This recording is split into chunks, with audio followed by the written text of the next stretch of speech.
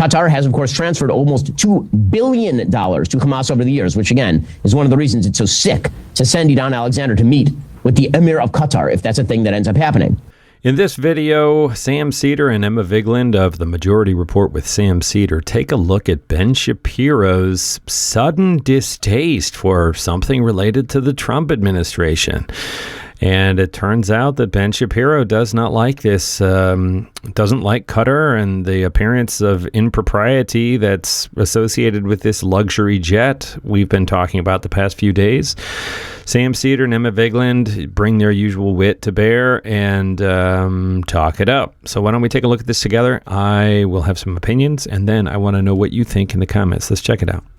Does Ben Shapiro suddenly find some integrity and realize, wait a second, I've been shilling for Donald Trump and conservatives for so long.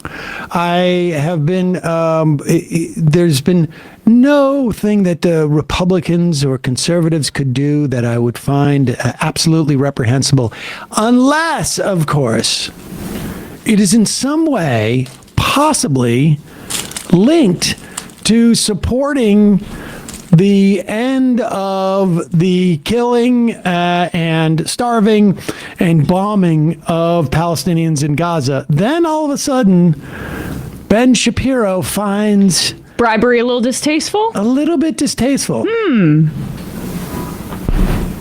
That the Trump administration is now preparing to accept a super luxury Boeing 747-8 jumbo jet from the royal family of Qatar.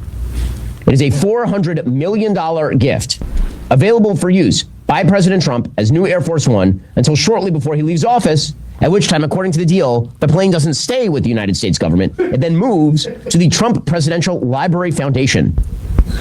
According to ABC News, the gift had been expected to be announced when President Trump was on his visit to Qatar.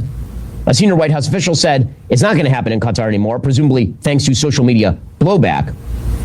President Trump put out a statement on Truth Social about the blowback, saying, so the fact that the Defense Department is getting a gift free of charge of a 747 aircraft to replace the 40-year-old Air Force One temporarily in a very public and transparent transaction so bothers the crooked Democrats, they insist we pay top dollar for the plane. Anybody can do that. The Dems are world-class losers. MAGA. So, again, the arrangement itself is, shall we say, I believe the technical term, the legal term, is skeezy. Sources told ABC News that lawyers from the White House counsel's office... He's such a coward. It's skeezy. Is it skeezy? Is it skeezy? That is such a weird way to This is the first skeezy thing Trump has ever done. Yes, Donald Trump is not a skeezy person. We can't ever imagine that he would do something skeezy. And the U.S. government has never done anything skeezy. Oh, the entire bloated $900 billion defense department budget... That's not skeezy. There's nothing skeezy going on there. No. I mean, he is such a coward. Even when he's being critical of Trump, he cannot say that this is like corruption. And this must be the first time that Donald Trump has accepted bribes. Because, I mean, Ben's finally deciding to speak out about it. Oh, I'm sure that Ben Shapiro was screaming at the rooftops. How can all of these people go to Trump hotels in... And I'm sure, I mean, really, I remember from the election just less than a year ago when Miriam Adelson said, I'm going to give you $100 million and you're going to help annex the West Bank. Right. Ben Shapiro was outraged about how skeevy it was and how transparent it was that he was hosting the Zionists at his golf course in Bedminster and saying, I'm going to do this kind of thing for you in a transaction. I'm sure Ben Shapiro was on top of that. Or is it just when Arab people do it? Well, I don't even know if it's just when Arab people do it, because I don't remember. Oh, the Saudi thing. Yes. Ben Shapiro ever going after Jared Kushner on the $2 billion Saudi Arabia deal that he had. Well, that was in service of the Abraham Accords and, you know, potentially normalizing with Israel. I guess this is what this is all about. Might be about Israel more than the racism. Yeah. It must be also why Chuck Schumer has decided to finally grow a spine and is going to begin placing a hold on all President Trump's DOJ nominations because of this Qatar plane idea. I didn't know there was a in case emergency break glass still case to break, Chuck, but now all of a sudden it's time to break it open. He's decided. Did Chuck Schumer wake up? He woke up. Yeah. That red APAC phone call. The Baileys called me. They're outraged about this plane. The Baileys in Tel Aviv. Democrats, they insist we pay top dollar for the plane. Anybody can do that. The Dems are world-class losers. MAGA. Well, that's true. So, again, the arrangement itself is, shall we say, I believe the technical term, the legal term, is skeezy. Skeezy. Sources told ABC News that lawyers for the White House counsel's office and the Department of Justice drafted an analysis for the Defense Department, concluding it's legal for the DOD to accept the aircraft as a gift and then later turn it over to the Trump library, and that somehow does not violate laws against bribery or the Constitution's prohibition on emoluments. The Constitution literally says the U.S. government cannot accept official gifts from any king, prince, or foreign state. Pause it. You don't have to go back, but I just want to say that I am willing to bet that this is the first time Ben Shapiro has said the word emoluments or emolument clause without mocking people bringing up the emoluments clause. Yep. When you had like the presidential ethic chief from the first administration, basically Trump administration, light his hair on fire about emoluments. So just continue. This is just hilarious. Apparently, Attorney General Pam Bondi and the top White House lawyer, David Warrington, concluded it would be legally permissible for the donation of the aircraft to be conditioned on transferring its ownership to Trump's presidential library before the end of his term. And apparently, Pam Bondi, who, it should be mentioned, at this point was once an actual FARA registered agent acting on behalf of the government of Qatar, provided a legal memorandum. Pause it. I wonder how many times Ben Shapiro brought that up in the past. It's odd. It's odd because this was all stuff, when she was nominated, we talked about this. Weird. Right? But that is interesting how facts, which can sometimes seem inconvenient, suddenly rise to the surface. Oh, by the way. Now he's upset about it. I wonder where he's going with this. Pam Bondi, who, it should be mentioned, at this point was once an actual FARA registered agent acting on behalf of the government of Qatar, provided a legal memorandum addressed to the White House counsel's office last week after Warrington asked her for advice on the legality of the Pentagon accepting such a donation. We'll get to more on that in a second. First, choosing Simply Safer. Okay, can we go? Is there anything? It's worth to keep going. Yeah, let's see. Free. That's simplysafe.com/Shapiro. There is no safe. Like similar to speed dating. However, instead of meeting potential romantic partners, no. That's it. I think. No. That's not it. He comes back to it, doesn't he? He must after the ad break. Maybe we're the good news. giving too much agency to the players here. It's like you ever throw a coin into a fountain and it's like you're wishing for good luck. The Navy has bucked like 3 fighter jets off of aircraft carriers in the Red Sea in the past few weeks. So maybe that's like, the sea is just returning the Navy a jet. Okay. Oh, I see. Let's start off with this. Qatar is not allegedly giving President Trump a $400 million jet out of the goodness of their sweet little hearts, no matter what Special Envoy Steve Witkoff says. They try to stuff money in pockets in totally bipartisan fashion. Just rewind a few years. While Hillary Clinton was Secretary of State, Qatar gave $1 million to the Clinton Foundation for Bill Clinton's birthday, and didn't even bother to inform the State Department, as they promised they would do. So, again, Qatar will court anyone it thinks will have power, Republican or Democrat. It's an equal opportunity influencer, as long as you can help whitewash their image or smooth over the fact that they are, in fact, the world's largest proponents of terrorism on an international scale in terms of PR and in terms of putting money in pockets. Qatar likes to present a modern Western-friendly face. Pause it for 1 second. Money. Now, Qatar, why does that name sound familiar? Oh, I know what it was, because I was reading about how Netanyahu shuttled money to Hamas for years. Yeah. It's interesting because Qatar comes up because it is a partial funder of Al Jazeera. Al Jazeera was really the only media outlet that was able to get out footage of the genocide until, Israel's cracked down and also killed a record number of journalists in this genocide. So they don't let Western outlets in unless it's very highly monitored by the Israeli government, again, because they control Gaza's borders, land and sea. And then for journalists who are Palestinian or who may be working for Al Jazeera, time to assassinate them.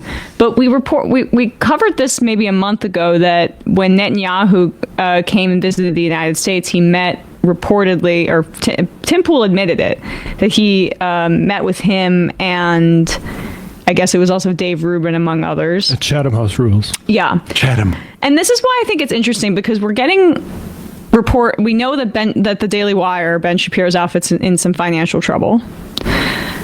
We know that Netanyahu met with two guys who had a record of taking Russian money, not asking many questions, and taking Russian money, and were victimized by it, both in Tim Pool and Dave Rubin.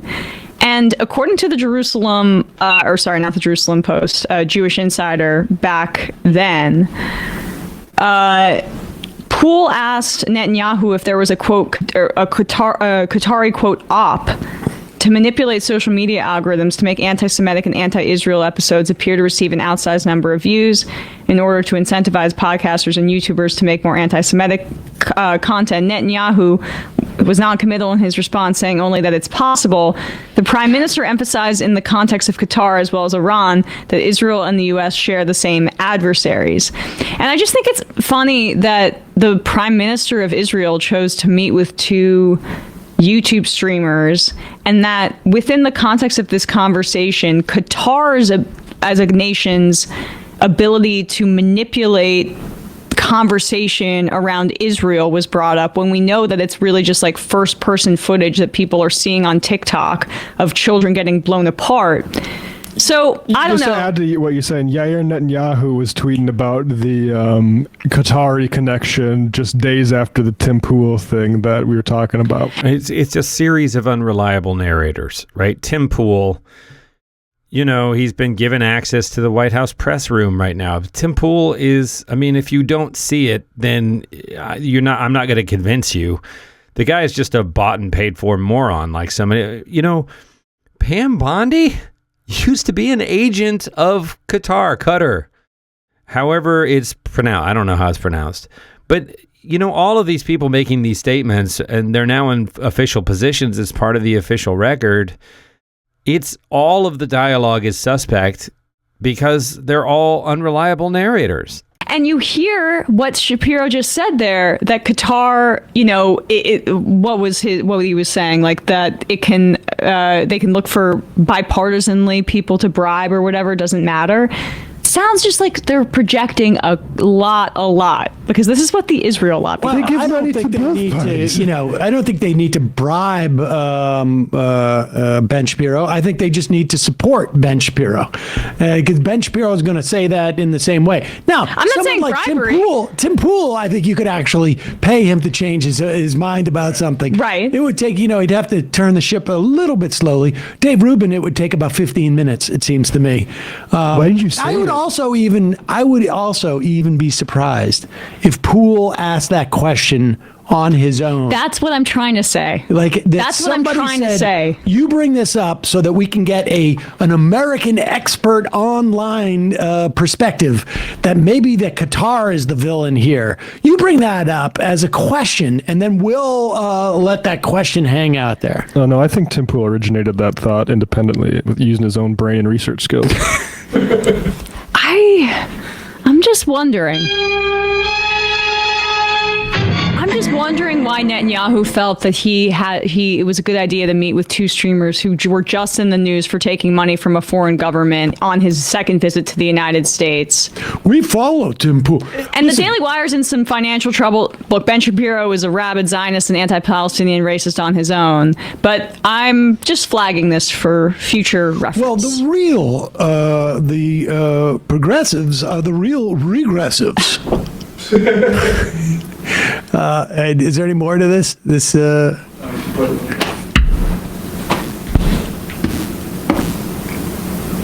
to Islamic terrorists under the table.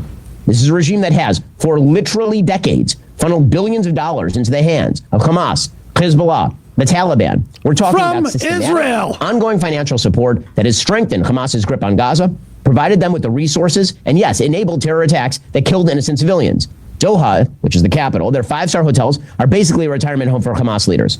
Qatar has been credibly accused by the Treasury Department, by international watchdogs, by regional allies, of allowing financiers of al-Qaeda, ISIS, and the Muslim Brotherhood to operate within its borders.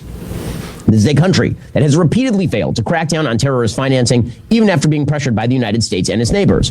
In 2017, former Defense Secretary Robert Gates said, quote, "I don't know instances in which Qatar aggressively goes after networks of Hamas, Taliban, or al-Qaeda." Qatar has, of course, transferred almost $2 billion to Hamas over the years, which, again, is one of the reasons it's so sick to send Idan Alexander to meet with the Emir of Qatar, if that's a thing that ends up happening. Here is the former Saudi foreign minister. Again, Pause it for a second. This is CNN reports December 12th, 2023. Headline: Qatar sent millions to Gaza for years with Israel's backing. The Times of Israel, just 3 days ago, report Netanyahu aide Yurik received payments.